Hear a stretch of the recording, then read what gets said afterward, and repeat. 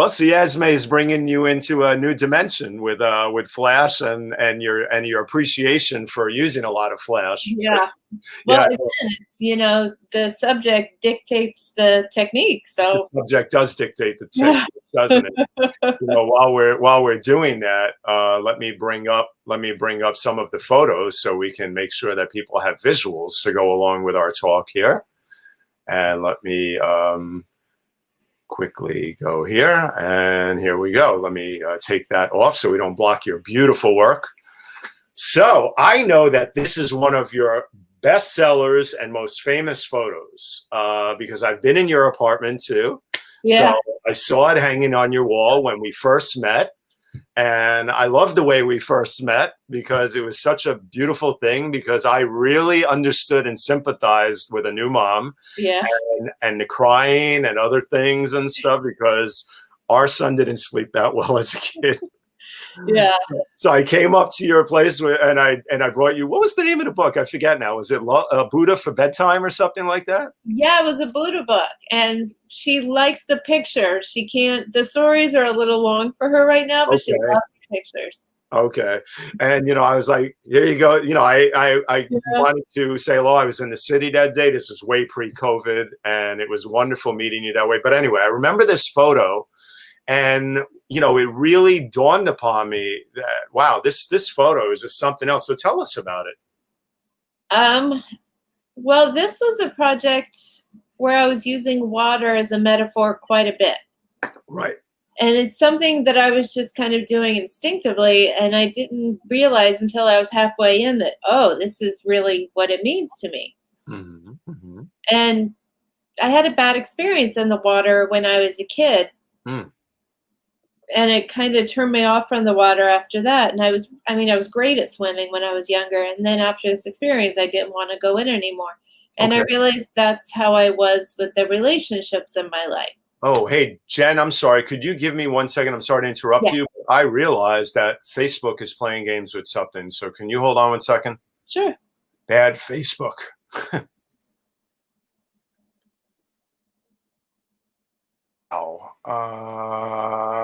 Okay. Sorry, folks. And I'm sorry, Jen, but Facebook has moved to a new platform and they are really doing naughty things. Okay. Okay. Sorry about this. Very, very sorry. It looks like this broadcast is deleted on Facebook. To stream on Facebook, create a new broadcast, or just remove this destination and then re-add it. Okay. All right. Let me. Jen, I'm going to do something. If I lose you, I'll bring you right back on. Okay. All Sure. right. Oh man, I'm sorry. It's okay.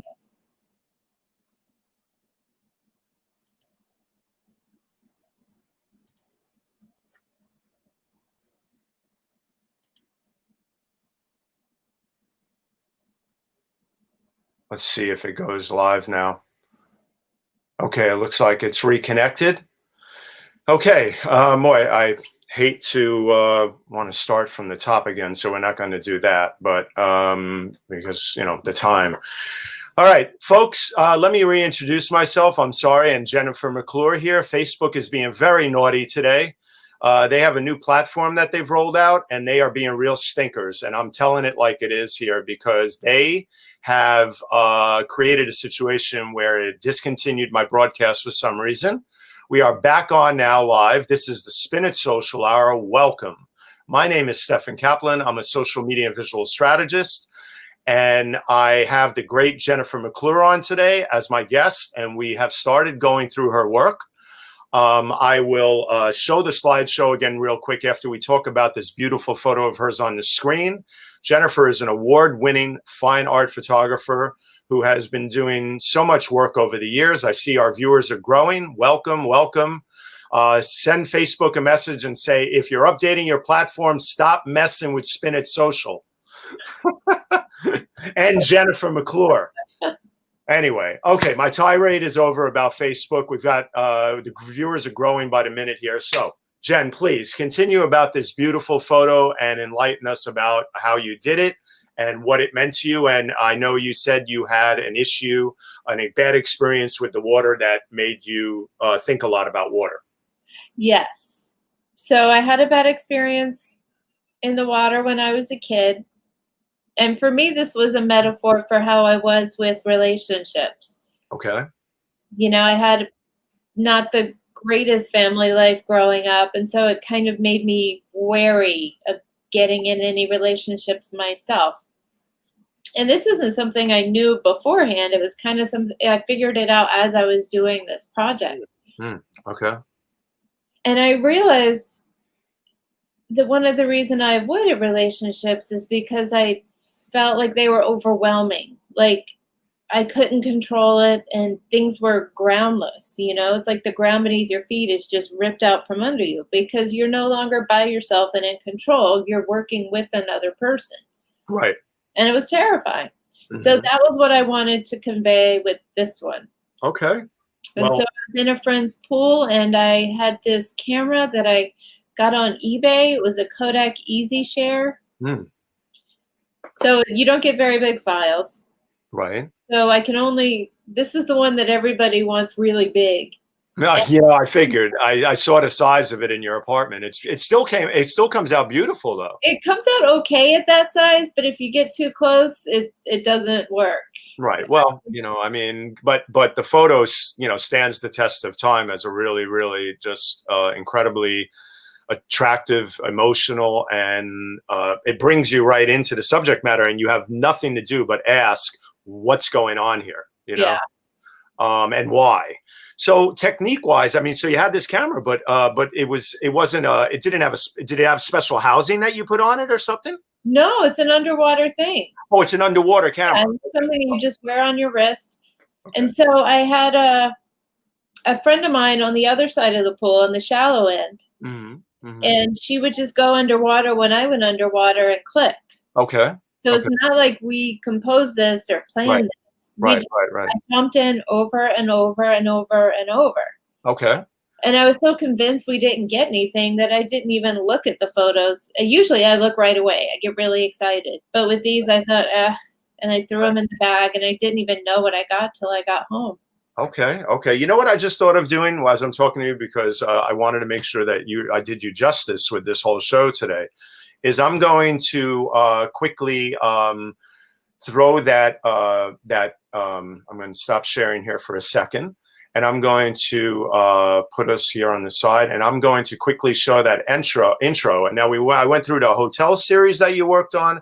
I went through the singles series that you worked on, and then we led into with the editing of the wonderful journey with Esme and your pregnancy. So instead of me narrating it again, you could talk about a few things as the slideshow is showing, and then I just want to show it so nobody misses it. Okay, I can give a quick wrap up of the projects. Sure. So I did a hotel series about my failed relationships, kind of breaking down where they went wrong and recreating them in hotel rooms. Okay. Then I did a single series because I thought if I'm single for the rest of my life, what does this look like? Let me talk to other single people and see. Mm-hmm. It was enlightening. It was wonderful. And these are from the series just prior where I realized it was okay if I was single for the rest of my life. That would be fine. I didn't need a relationship to define me. So I come to this realization, and then I got serious with the guy I was dating, and then I was married and pregnant very quickly and had this child unexpectedly. Right. It's been great. And then this latest work is the quarantine work, where I've been trying to make photos as much as I can just to keep busy and relieve my anxiety. Right. Which is much better now with the quarantine. But in the beginning, you remember, it was terrifying. We didn't want to leave our houses. Right. No, absolutely. And I get that. I mean, I can't tell you. Thank you. I'm glad. I just wanted to make sure everybody saw that body of work that I put together for you there. And because you've worked on so much. But I want to tell everybody also, please, for the photographers that I bring on, especially Jen and everybody else, hit the share button, please, folks. Share this broadcast with your friends, your family, your neighbors, your frenemies, whatever you have out there. Share it with everybody. Show the love for these photographers who work so hard at what they do and deserve the recognition about their work. So let's move through this slideshow here, and let's start by talking about this hotel series that you worked on and your fascination with hotel rooms, which I read about. I love them. I really love them. So yeah, this was inspired by a Raymond Carver short story, and it was about a couple that locked themselves up in a hotel room with a bottle of booze to kind of hash out their relationship and see if they were going to stay together or break up. Mm-hmm. And so I thought, I can do this with my breakups, because I thought I was going to look at all my past relationships and find out what all the men I dated had in common, to see what was wrong with them.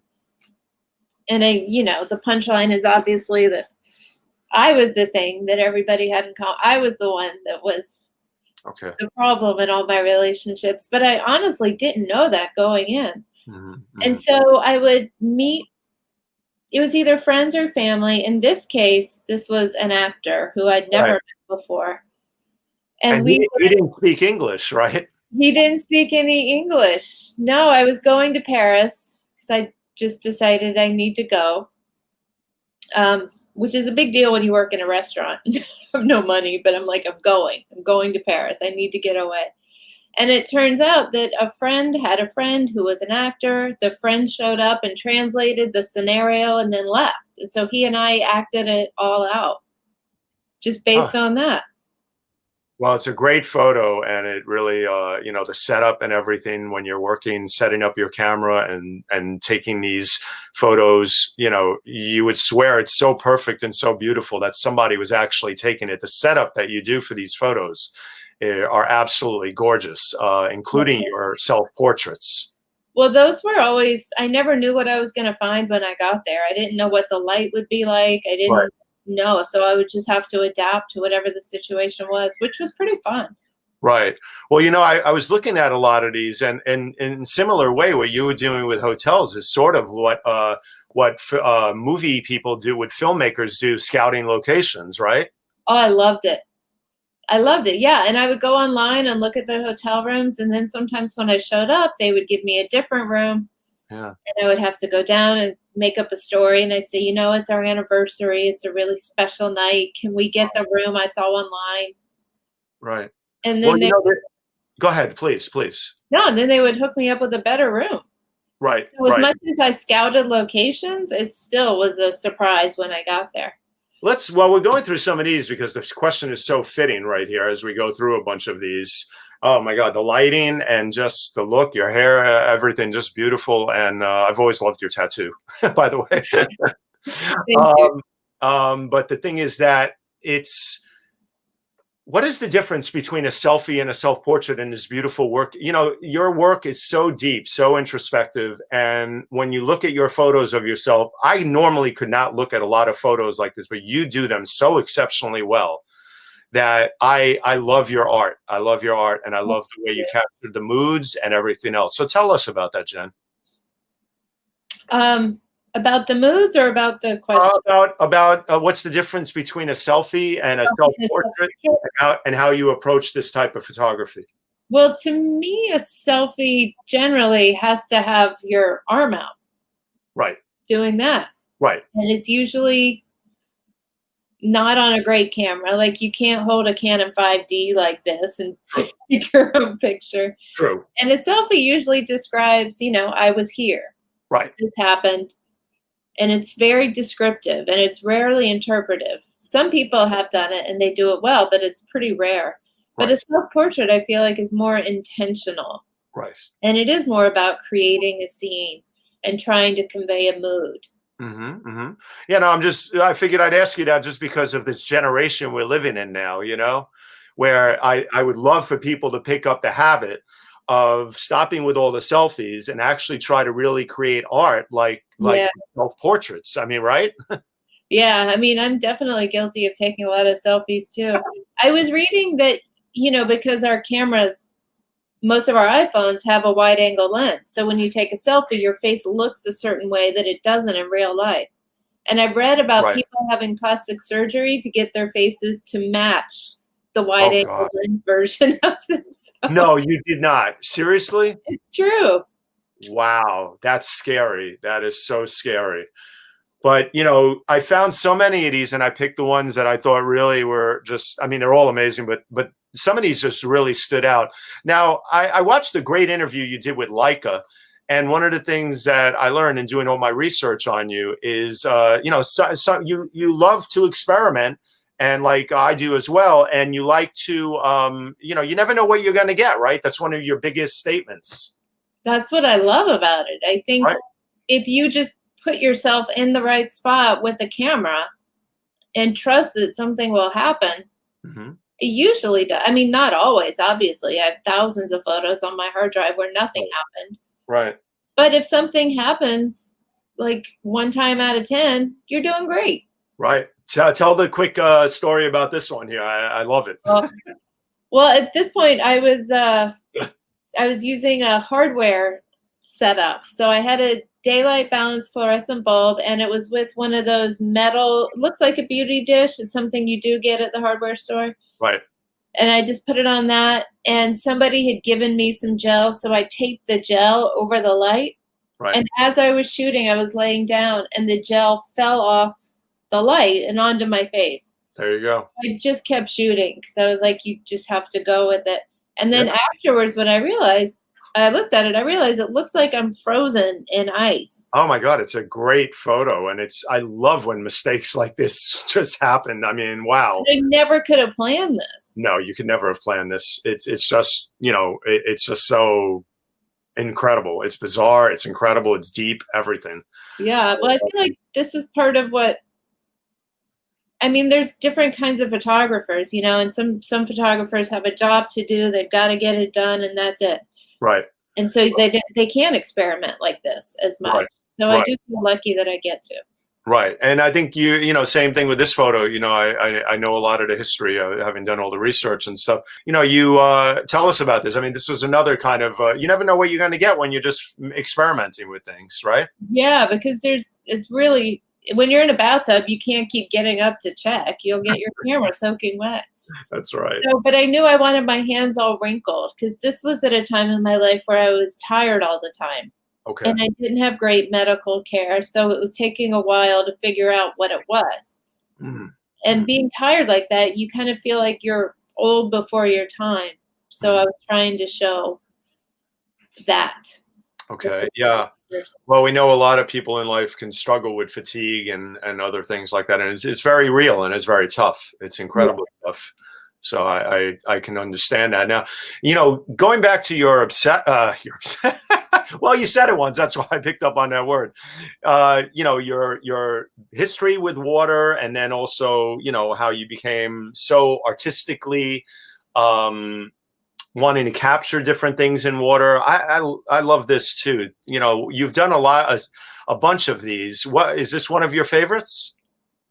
That one was kind of a one-off. Oh, okay. I mean, I have 2 other shots from the shoot that are in a portfolio of mine. Okay. But sometimes I just go back through my photos to see if there's anything I've changed my mind about or anything that hits me differently. Mm-hmm. And I saw this one, and for some reason I thought, let me just flip it over. Right. See what happens. Because it's kind of how I was feeling at the moment, just all upside down. Well, I love all of these. And then, one of the things that I'm going to do as we move on here is I want to also, show people some of the incredible work that you do as you've walked around over the years, as you've even this new journey with Esme and Brad and being married with a child. I think, your other work stands so incredibly well in your portfolio. And I'm going to start with this one. This is gorgeous, Jen. Where was this? Thank you. That was in West Palm Beach. Wow. Okay. Yeah, it was through a car window. That's it. I mean, car windows, buses, trains, planes. It doesn't matter, folks. Experiment, shoot, capture things around you, edit later. Right, Jen? Edit later. Edit later. That's one of the things I miss about usually being with the kid. You've got to be vigilant and watching the kid. Like, I don't have time to stop and stare and wait for things anymore. Right. And the biggest part, of course, is then getting home after taking care of the kid and trying to find the energy to edit everything, right? Yeah. So Edward says, Yeah. beautiful, beautiful shot. It looks like one is peering from a cloud layer from the sky looking down. Amazing. Wow, that's very kind. Very nice. We have a lot of comments coming in. Jonathan's going to share them, and we're going to bring Jonathan on in a second to actually ask you a question. Edward says, as a parent, I understand the difficulty of COVID-19 and how it impacts not only on your life, but that of the child. The thing that strikes me as we look at young children, we feel sad because we understand what is happening, but they do not in many ways when they are so young. Your images are striking in that we get a feeling from this, of this from your work, quite moving and thoughtful. Well, thank you. That's very kind.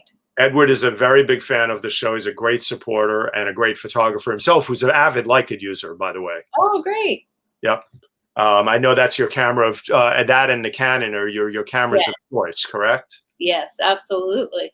So, and then of course but before we get to this, actually, as I said, I'm going to stop this here, and I want to quickly show this. Let's see here. I'm going to do this, and I'm going to show some of your general work right here, and I'm going to let it go full frame here for everybody.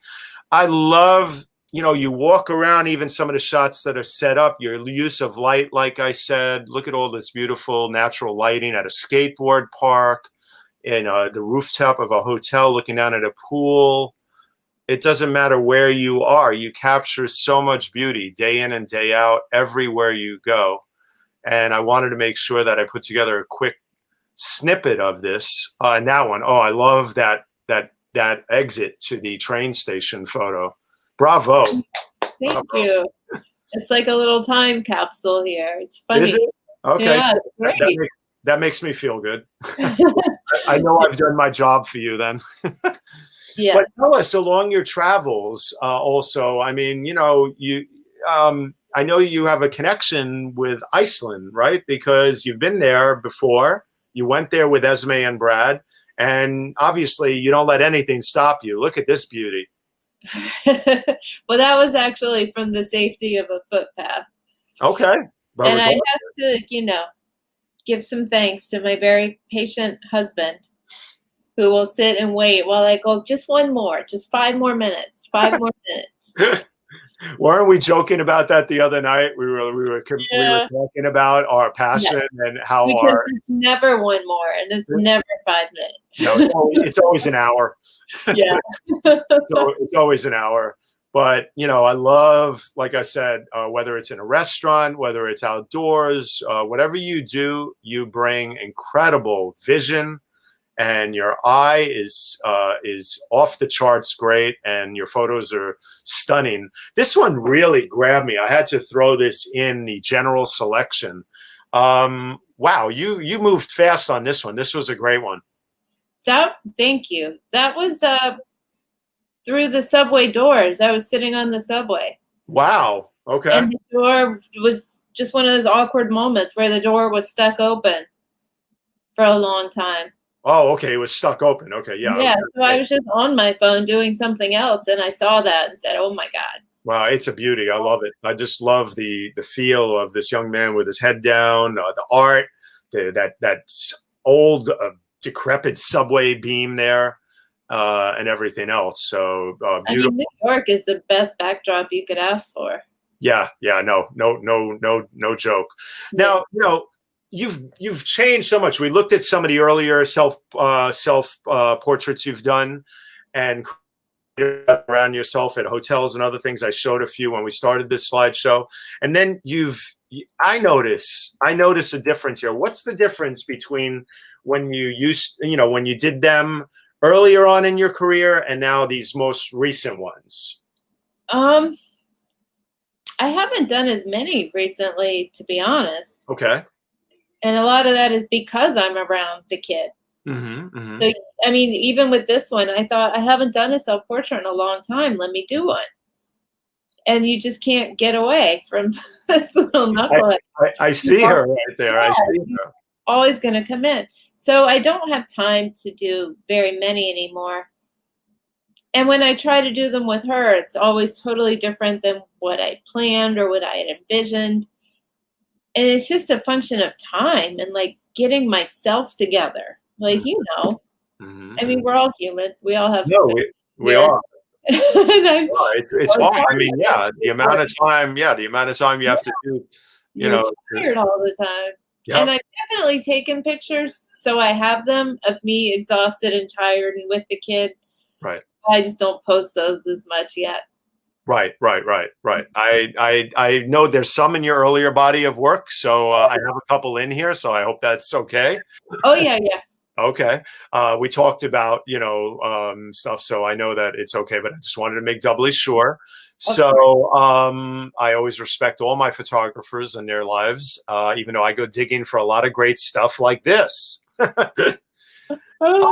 I adore this photo. I adore it. I hope it's hanging in your home because it's a keeper, and it's just, first of all, I've never seen Brad in his PJs. Now I have, and I know that's his daughter, and that's you. So what a beautiful moment in Florida. Where is this? That was in Florida, and that's his older daughter Ella, who is still mad at us for forcing her to do this. Well, and we did all these great shots out in the water, and then at the last minute, I just put the camera in the sand, and one more. Let me do one more, and it was the last frame. Well, beautifully done, and it's never one more, like you said. But before that little beautiful child was in Brad's hands, this was one of those moments way before where I actually, this is a great photo with Brad in the corner there in the pool. It's a very, very different photo, and it's a real moment. But you've also, and I'm going to stop here, and I'm going to let you, if you want to, share a bit about, the fact that, there's these moments as a newborn mom, as everything else, and the pandemic and other things. Well, this was pre-pandemic, correct? Yes. Yeah. Right. I was pregnant there, I think about 7 months. Right. So talk to us a bit about this photo and some of the work you've done around some of these moments. Well, I made a body work on the pregnancy. Mm-hmm. And I have a couple online, but I'm still sorting all of it out. Mm-hmm. But it was kind of a terrifying time, the pregnancy, because I was older when I got pregnant. Mm-hmm. So at this point, I was 46 and pregnant, and it was hard to get too excited about it because I was always expecting something to go wrong. Okay. And I also was worried, because I lived most of my life very independently. Right. And all of a sudden I'm looking at what's around and I'm thinking, what's going to happen to me? Right. What about what I want and what I need? Right. And so I was trying to make photos about that during this time. And this was actually up in Maine because I was teaching a workshop up there. Okay. Right. Yeah. And the great thing about workshops is that you get so inspired. Right. Talking, helping other people with their work. Like you start to make your own connections. Right. So I was so tired and so pregnant, but I forced myself to make work anyway. Well, that's one of the things that I applaud you for, and that I really just am, just enamored with in certain ways about your desire and your passion, what fuels you all the time. It's a part of you. It's a part of many of us, but you, I mean, dealing with all this motherhood coming up, then a new mother and everything at an older age. Pardon me for saying that, but that's okay. I'm just echoing your sentiments. No, they called it a geriatric pregnancy at my doctor's office. It's wow, yeah, it's a lot, to absorb and go through. And thank God, everything's great, and we're thrilled. But so you were talking about, I mean, here you are. You're also even teaching teaching a workshop while going through all this. I know you're a great teacher, a big advocate for the arts, and for going to, Pradnya says, I had 2 geriatric pregnancies. To me, so much. So Pradnya, Pradnya's a wonderful friend and supporter of the show, and she sympathizes and understands, So and I know that so you're a big advocate of the arts. You teach at all these workshops, the main media workshops, and everything else. I love your passion for that too. Every time I turn around, you're teaching a new workshop. Wow, you have mad energy, Jen. For somebody who combated fatigue, you have mad energy. I still get very tired. It happens. And sometimes I need to take a day and just sit around in bed. But teaching is awesome. And before every class, I get this feeling where I go, oh my God, I'm a fraud. They're going to find out. This is going to happen. But then you get in there and it's just so much fun talking to people about what their motivations are and how they can make anything just a little bit better. It's amazing. I love doing that. Right. Well, I know you have, while we go through this body of work also, I know you have a big workshop coming up, a class with the Los Angeles Center of Photography, and it's entitled Artist as Subject Strategies of Self-Portraiture. So what I'm going to do real quick, because as we're talking, it pays to not procrastinate and wait on giving these important plugs for somebody like you of something you're doing, because people should know about it. But here it is, the Los Angeles Center of Photography. Jennifer will be teaching about artists as subject strategies of self-portraiture. Jen, tell everybody about this.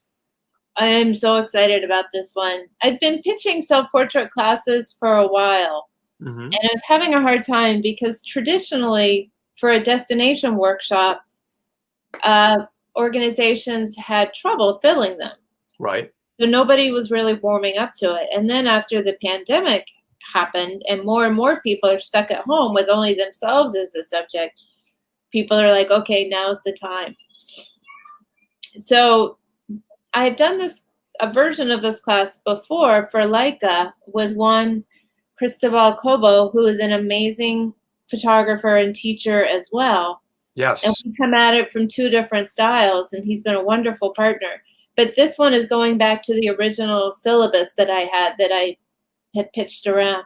And this one is 6 weeks, which I think is useful because students have just a little more time to experiment, to make more work, and to let a project grow. One thing I found about teaching, and one thing that's happened in my own work, is sometimes when you start a project, you have one idea about what it's about.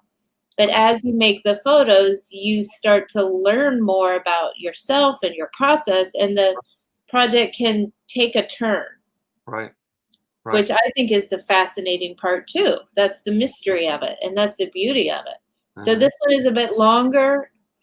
So we've seen it happen in the 4-day workshop, and it's been incredible. So I'm really hoping the 6-week one will be transformative for people. Okay, and people can go to the Los Angeles Center of Photography and sign up. I saw that one of the important things to let people know, if you're interested in this course with Jennifer, you should register right away, because I see that as a strict limit of only 10 people.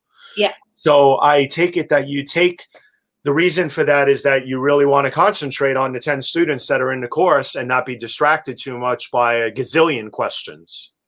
Well, I just feel like everybody needs to talk about their own work. Right, You've exactly. got to make sure there's enough time for everybody to process and get stuff out and really help them. Sure. That's what I meant. Yeah. So, so they can go right to the LACP, Los Angeles Center of Photography site, and register there. I urge everybody to do this. You'll have an incredible course with Jennifer and learn all about the Los Angeles Center of Photography. So that's great. Let me now take that off. And what I'm going to do right now is I'm going to bring on my co-producer and Jonathan Borstein, because he actually I wanted to introduce him. He's driving all the comments and everything behind the scenes, and we'll put more up as soon as he's off. But he also wanted to ask you a question. Okay. Jonathan, good morning, Jonathan. How are you this morning? I'm fine. How are you doing? Doing just fine. I know that you had a couple of questions for Jen. I think I grabbed one of yours by mistake, but I know there's always another question. There's always another one, right? So I'm going to let you, Jonathan Borstein, by the way, everybody, is my co-producer, and he's incredible at helping me field all the comments, help develop this show every week. We work hand in hand on it. And it's been a pleasure ever since I brought him on to do this with me. And thank you so much, Jonathan. Tell everybody a quick little note about yourself, please. I am a full-time flaneur, a sometime writer, and part-time tech. And a man of many hats. Jennifer, since you're dealing with self-portraiture and narrative, how do you create the mise-en-scène within the photograph? You mentioned you do location scouting, but what about the objects within the frame?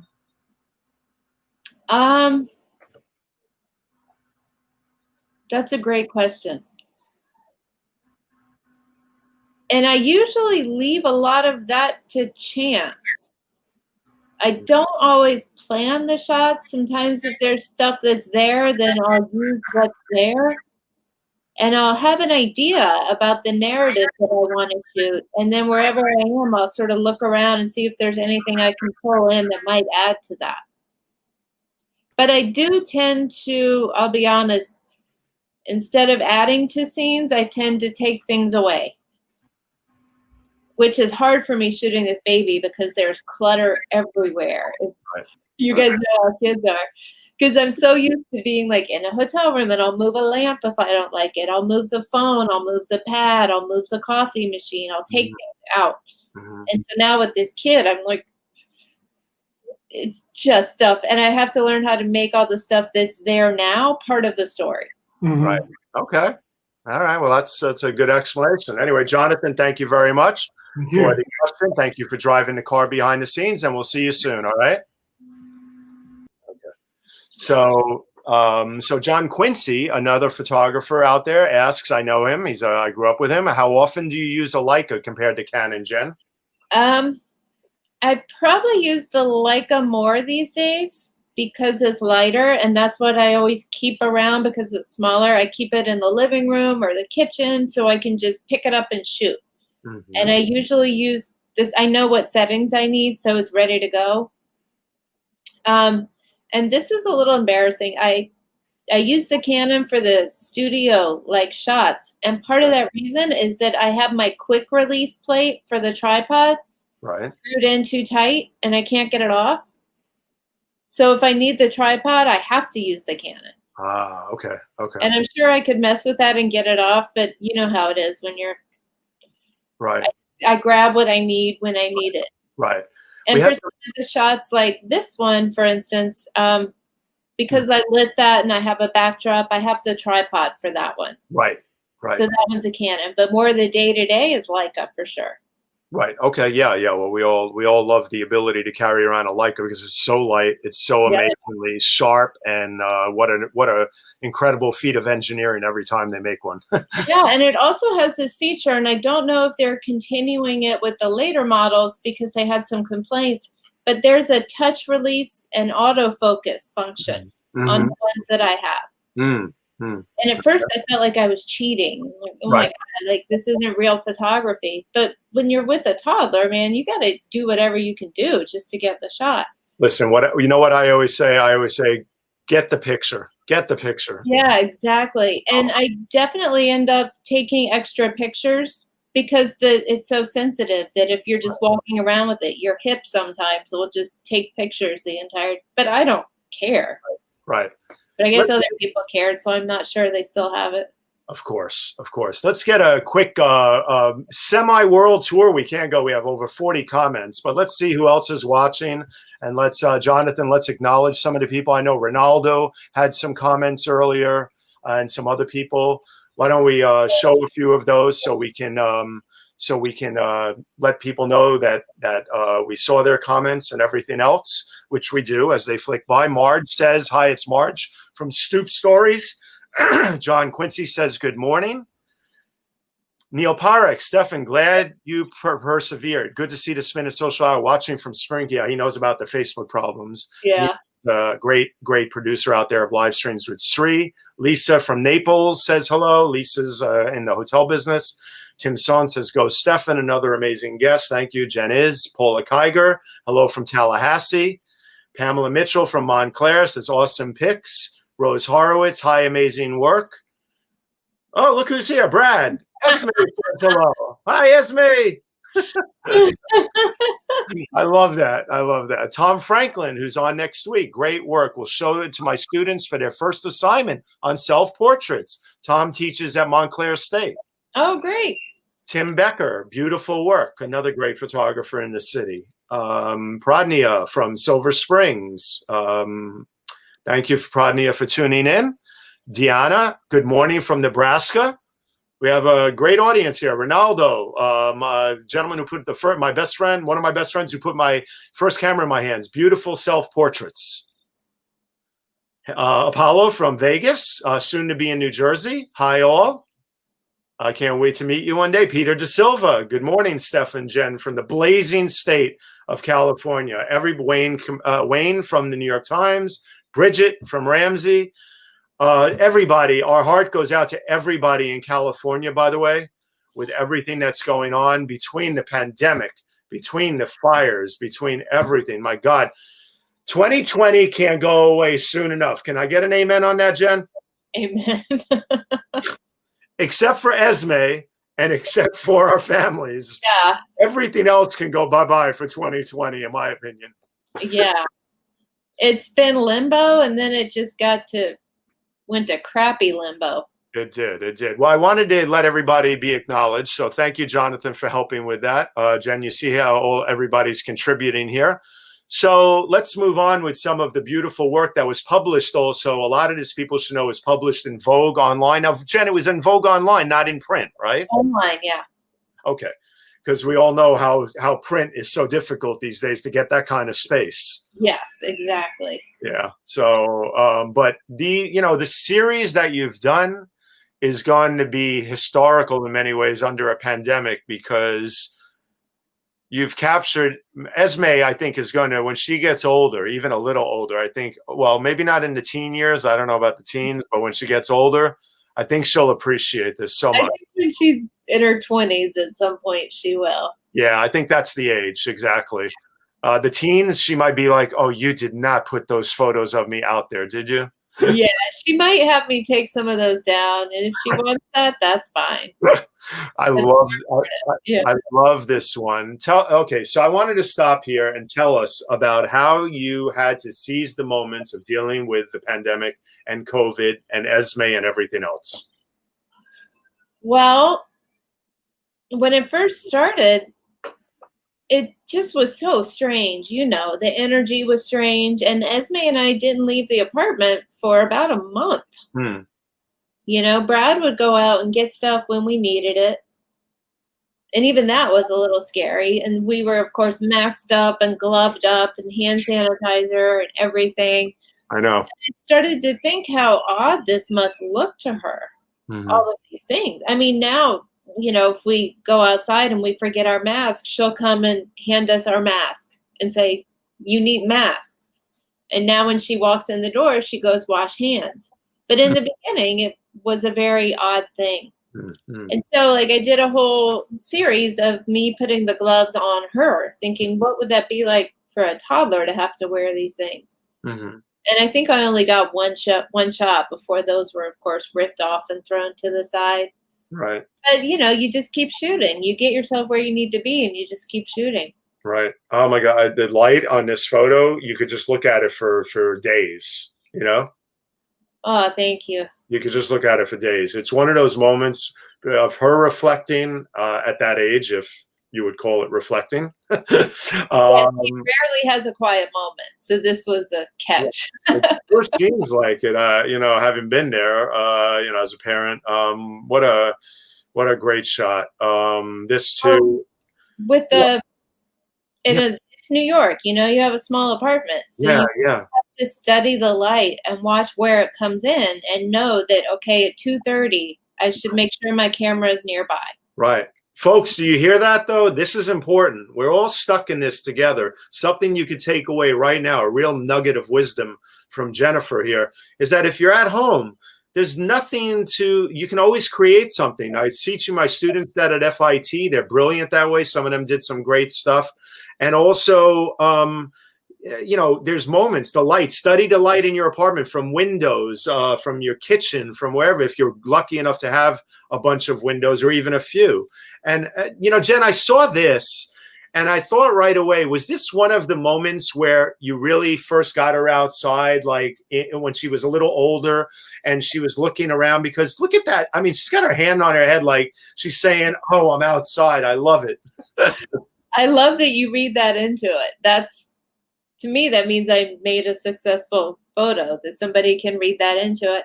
But no, this was actually when we were away. Oh, okay. Okay. Yeah, my parents rented a cabin in North Carolina like a year ago, pre-pandemic. Okay.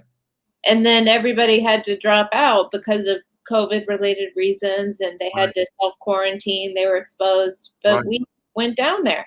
Wow. Yeah, and so she finally had a yard to run around in. Yeah, I love that expression on her face with her hand on her head. I'm sorry, but I'm going to throw in my Jewish side here. Oy vey. That's what I feel she's saying right there. Oy vey, I'm outside. Thank God. No. Mostly it's like, why is she making me stand in this bright light? Oh, that little dress too. What a cutie. What a cutie. And Brad, I'm sorry, but I had to throw this in there. That morning shot, what an adoring shot. I know how much, this means to you and Brad, and Brad's such a great dad in general, always has been, and he's been a great friend to me. I'll tell you a quick little snippet about your husband. When I got downsized from the New York Times in 2009, and I was the first one to go, and I was hit hard. Brad was the first one to take me out to lunch 2 weeks later, sit down with me up in Suffern, New York for an hour, and just hear me out and settle me down and tell me everything's going to be all right. He's that kind of a guy. Yeah, He's very solution oriented. So he is. Talk about it for a while, but then it's like, okay, what now? What do we do next? Yeah, no, and I'll never forget it, and I'll always appreciate it. And to this day, we still talk about things, and he was always giving me insight and advice. By the way, I'm going to show it in a bit, but Brad is the founder of a great new agency called Brad Smith Creative. That's Brad Smith Creative. I'm going to show it at the end. He is a master at helping on many things, from creativity to photo shoots to reorganizing teams and many things out there. Look that up, but I will show the website when we're done with Jen. But let's move on here to some of these other beautiful photos. Jen, how did the article come about? And I'll show it in a minute, being published in Vogue. Well, years ago, I took a class up in Maine, and one of the other people in the class was a photo student at the time at NYU. Mm-hmm. She was amazing. She was a wonderful photographer, but she wanted to be an editor. That was her goal. And she did. She went and interned at it. She paid her dues, and now she's working at Vogue. And we've stayed in touch, but it's, New York stay in touch. It's really hard to get together. Right. But we follow each other on social media, and she saw the work. Mm-hmm, mm-hmm. And wrote and asked if they could feature it. Right. Well, they did a beautiful online feature. Well, she was a great editor, know, and I do have to give her some props for being very patient with me. Right. So I'm like, well, what about this one? Can we? But she did a great edit. She's very good at her job. No, she did. And everybody should check it out. Jennifer McClure, Vogue Online, search for that, and Pandemic. It'll come up automatically in Google search. They've had so many hits. It's a great online photo essay. I've thrown in a lot of others, frames that I did edited throughout the week for this show, because this is an hour. In fact, we're approaching the hour, so I know that I promised Jen we wouldn't go over 15 minutes extra, but there are some things that we're going to touch on here. I wanted to, so that was the beautiful selection that I edited together, and the journey continued in Iceland right here in this photo. Tell me about her name real quick in a quick little snippet, Esme. It's such a unique name and such an incredible name. Yeah, it was from the J.D. Salinger short story for Esme with Love and Squalor. Right. And I always loved that name. And I always thought that we would use it for a cat one day. I didn't know. And so then we're pregnant, and after we made our plans and doing this, like it just was obvious that that was the name, because that's kind of what life can be sometimes, is love and smaller. So you got me on the cat. Instead of a cat, you ended up with a kid. Oh man, I'm sorry, but let's quickly show the Vogue article, because Vogue, for doing that and having the smarts and the vision to edit these down with you and put them out there. I'm trying to find it right here. Where did it go? Here it is, and here it is right here. So this is the Vogue article. I'm just going to skim it here so people can see the beautiful layout that they did, how isolation changed everything for me and my daughter, a photo diary. You can read it. It's short, but the photos speak for themselves. Trying to scroll not too fast, but not too slow, because we have 15 minutes left. And I wanted to make sure that I talk about a few more things with Jen that are important. But look at this beautiful online spread that they gave you. Oh, look at that. And, you know, the gentle, even some video. I love that. Look at that.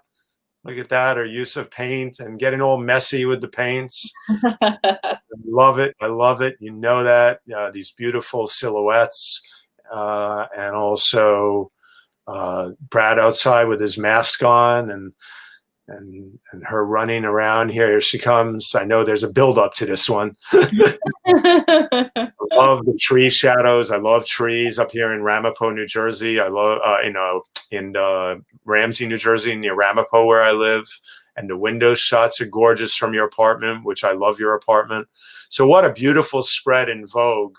So everybody should check that out and do that.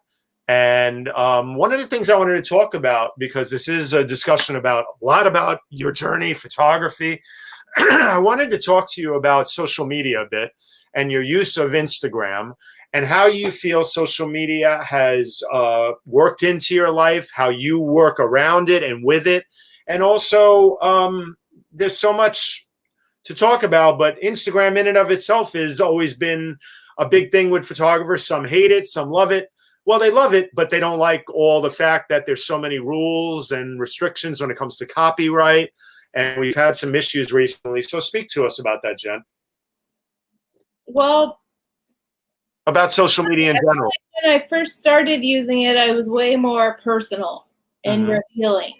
And then something kind of shifts as you start to use it more professionally. And I haven't been as loose with it lately as I used to be, but I think it's an important tool. And I don't always put all of my favorite and greatest photos on there. I sort of go like every other one, because you do want to hold some back. You know, for the Vogue article, they wanted ones that had not been on Instagram already. Right, right. You know, so you've got to give and take there. Right. And I use it as a portfolio. Right. And I try not to do too much like blatant self-promo. I'll put that in my stories quite a bit. But I try and keep it about the photos. Right, right. And I try to keep a lot of it to people I know. I'm a big believer in networking and making connections, but I believe it has to be organic and authentic. Right. You know, like if you go to events and you meet people and you click, and then you follow each other on social, then you can keep up with each other. Right. But it's a natural thing, and it's not trying to force it with people because I think they can do something for me. Right. You know, I try and keep it a little more natural. And we're getting the natural effects right now. And Esme is up and running the house. Yes, she is, as always. But, you know, one of the things I want to also tell people to do is to go to your Instagram at J McClure Photo. That's JMCCLURE Photo, J McClure. Follow Jennifer. Follow her continuing journey with Esme and Brad and life. And, you know, your captions, I was going to go through a bunch of them, but I wanted to make sure we got to the work more importantly.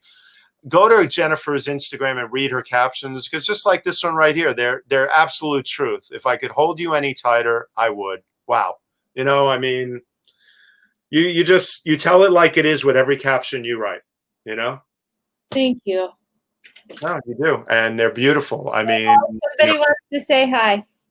what's that? Somebody wants to say hi. Hey, look at that. I was in the slide. Hey, Brad, duck your head in here for a second, please. Oh, come say hi. Oh, come on, Brad. Don't be shy.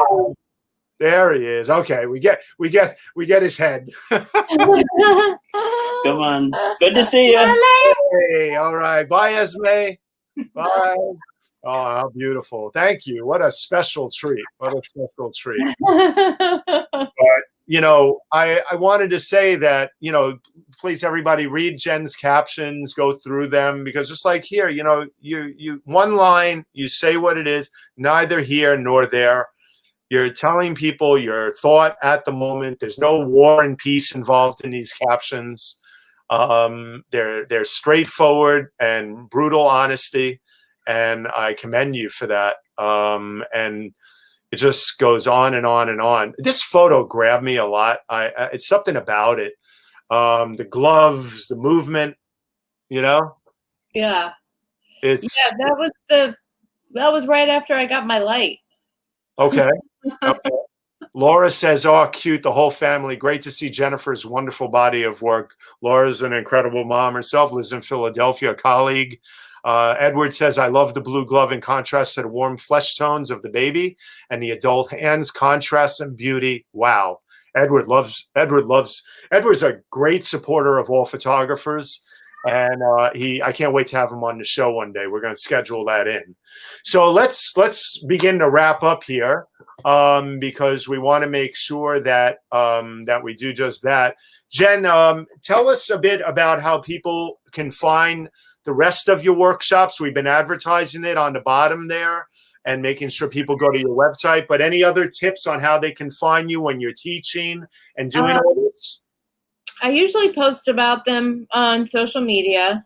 Okay. I also have a mailing list you can sign up for on the website. Okay. Okay. And what is the exact date of the next workshop that we advertised earlier? Do you know? September 23rd. I have it right here. Let's see. Yes, September 23rd. Yes. Okay. So September 23rd, only 10 spots available. So make sure you go to the Los Angeles Center of Photography. Artists as Subjects, Strategies of Self-Portraiture with Jennifer McClure. Yes. Take it. Register for it, folks. You'll have a real treat learning from Jennifer. She's amazing. As you've seen, she's honored us with an hour and 10 minutes of her time with Esme running around in the background, keeping Brad real busy. Yes. But one of the things we're going to do is, while we're on here, is I'm going to quickly go, well, we have a few more things here because we want to keep it all in the family. And we want to go to the homepage here. Wow, look at that. We know who that is, man. That is the former photo editor of the New York Times, Brad Smith, Jen's husband. Also a former director of photography at Sports Illustrated for quite a few years. And now he is the director of photography for the WWE. And he has his own agency now right here called Brad Smith Creative. Check him out. Give him business. Check out his incredible work. I'll work with you, he says, to maximize the creative and financial value of your visual assets for both corporations and individual photographers. So, Brad, we wish you luck with that. Your friendship and being a colleague with you has meant the world to me over the years, and now being tied in with your wife and beautiful family, it means even more. So, Jennifer, thank you so much for your time. Thank you, and thank you for all you do to help photographers. It's a beautiful thing. You know, I share it when you get offline with your community. The live stream is on there, so you'll be able to share it. Okay. Make sure if there's two that you share the latter one, because we had the hiccup with the first one. Okay. Because of Facebook. So you'll know by the hour on it if it's long enough, of course. And, I'm sorry we got interrupted at the beginning, but we salvaged it. And naughty Facebook, you are. But what an hour it's been. And thank you for sharing your life and your family with the world. And you've taught us all a lot, I think, in an hour and 10 minutes. Thank you very much. Okay, so we will see you soon. Once again, this is Stefan Kaplan with Jennifer McClure. Look her up, the Spin It Social Hour. Find us everywhere. I'm going to get to some promos now. Jen, take care and go take care of Esme. Thank you. Okay, see you later. Take care. Bye-bye. So, folks, wow, what an incredible hour and 10 minutes. We're almost done here. I just want to do a few promos, and we're going to get right to it. So let's start off with Sri Srinivasan's Fundamentals of Social Media. I helped produce this. I was directing it from behind the scenes. It's with the Muckrack Academy, Fundamentals of Social Media for journalists, PR pros, and everyone. Join this course. It's free, folks. What do you have to lose? You have a lot to gain.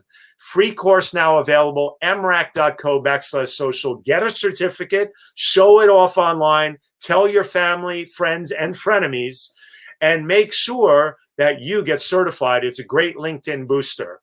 Second up, we have the NYT Read Along tomorrow with Sri Srinivasan and John Byrne. It's every Sunday at 8:30 in the morning. Join us, our DigiMentors colleagues. Sri is leading this incredible new venture, DigiMentors. We're tackling the world with it and doing live streaming virtual productions for the biggest people out there from Princeton University on down. And his guest tomorrow is John Byrne, the founder, editor-in-chief of poetsandquants.com, former executive editor of Business Week, and former editor-in-chief of both Business Week and Fast Company. Woo, that's a mouthful. So join us tomorrow morning at the NYT Read Along. And then finally, She's on Call. Join this great new medical show with Dr. Sujana and Dr. Marina tomorrow morning at 11 a.m. All things life, COVID, medical, you name it, they tackle it. Two great doctors, learn a lot from them. Tune in to them. And I am absolutely thrilled to announce my next week's guest, Tom Franklin, a neighbor of mine in Ramsey, New Jersey, that thanks to Carla Baranakis, the former copy chief of the New York Times and national copy chief, and my dear colleague and friend, I didn't know Tom lived in Ramsey until maybe 6 months ago. We started talking. I've always known about his work. Tom is the photographer who took the epic photo that will always live in our memory with 9/11 coming up. I wanted to have him on the week before and also talk about some new work he has going on that's exhibited in the Patterson Museum. Come learn all about it. I want to tease you a little with it and bring you in. It's a great body of work that's very significant. And Tom is a great human being and an incredible photographer and a new friend and a great teacher out there at Montclair State. So come join us next week, Saturday, August 29th. And that's about it, folks, for the Spin It Social Hour. Thank you, John. He says, great program. Folks, I want to tell you from my heart, it does me good every week to do this for the photographers out there. I am also a social media strategist and visual consultant. Look me up. Please reach out to me.